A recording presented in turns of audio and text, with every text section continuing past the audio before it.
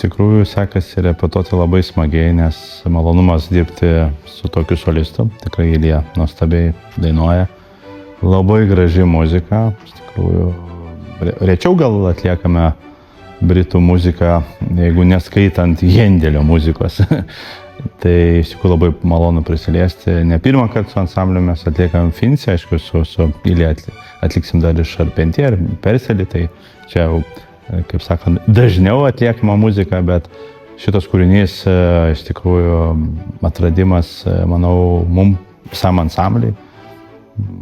Ilja jį pasiūlė, tai jam jau turbūt kažkelintas atradimas. Tikrai malonumas dirbti. Tikrai muzika fantastiška, 5 dalys nuostabiausios, skirtingos ir pasibaigia šviesa užgimimu.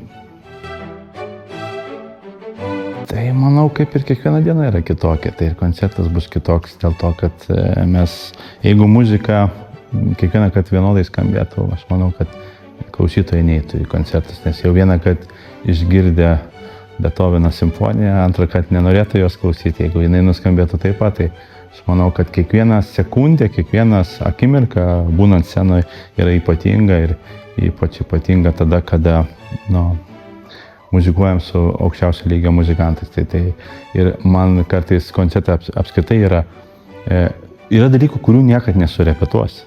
Ir jeigu jie įvyksta koncerte, gerąja prasme, tai turbūt įvyksta tas stebuklas. Tai aš manau, kad laukia 3 gražūs stebuklai.